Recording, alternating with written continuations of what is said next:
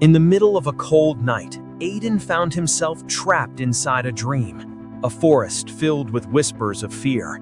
Shadows circled around him, and every sound made his heart stop. He couldn't move. He couldn't breathe. In that moment, fear owned him completely.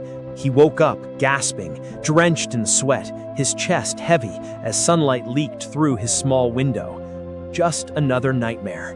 But deep down, Aiden knew his fears weren't only in his dreams. They lived inside him, every single day.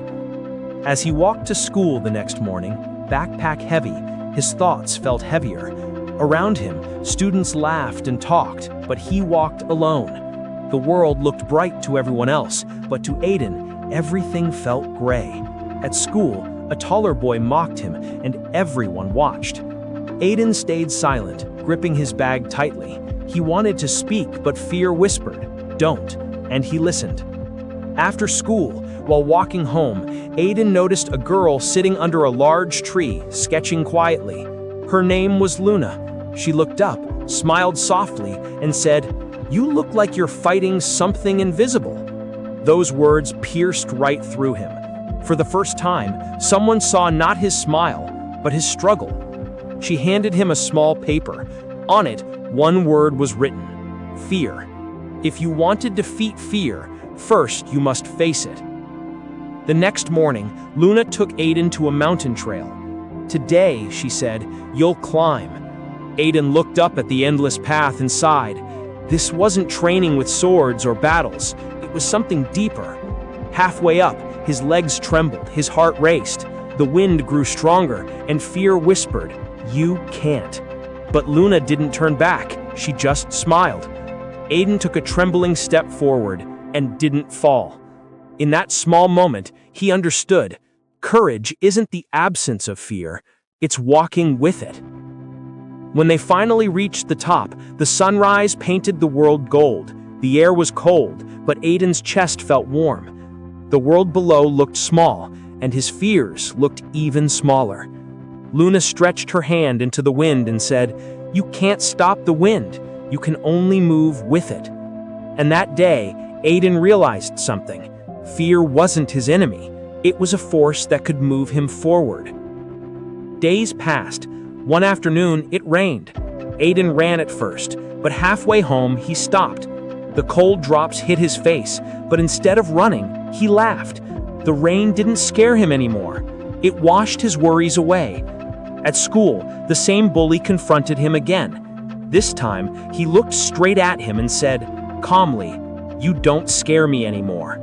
No shouting, no fighting, just a calm truth. Fear had no answer for courage like that. That evening, Luna gave Aiden a small brown notebook. She said, "Write your fears here.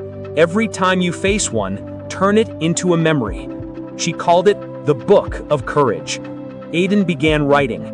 Childhood fears, nights of loneliness, the darkness that once made him cry, all of it poured onto the pages. He realized something profound. Fear had always been there, but maybe it existed to help him discover strength. One night, thunder roared and lightning flashed, but Aiden didn't flinch. He stood by the window, watching the storm calmly. It no longer felt like a monster.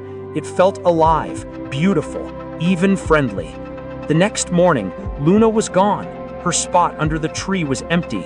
Only her sketchbook remained. She had vanished without goodbye, but her silence said enough. It's your turn now. When Aiden opened her sketchbook, he froze. Every page was filled with drawings of him, climbing mountains, standing in the rain, smiling through the storm. Luna had been sketching his courage all along. That night, Aiden dreamed again of the dark forest, but this time he didn't run. The same shadows whispered his fears, but Aiden walked forward. Then the shadow took form. It looked like him. His own voice echoed, "You'll never be enough." But Aiden didn't fight. He stepped closer, touched the shadow's chest, and said, "You are me." and I'm not afraid anymore." In an instant, the shadow dissolved into light. When Aiden opened his eyes the next morning, sunlight filled the room. The world hadn't changed, but he had. Fear was still there, but it no longer felt like a prison. It felt like a teacher. Days later, he stood before his classmates, speaking about courage. His hands didn't shake, his voice didn't break. It carried warmth, the voice of someone who had faced storms and found sunshine. One evening, he climbed the same mountain again. The wind whispered, and in that breeze, he heard Luna's voice, gentle and kind. "Remember, fear is just the beginning of courage." He smiled. Sitting under her favorite tree, he looked up at the endless sky. Silence surrounded him, but it wasn't empty.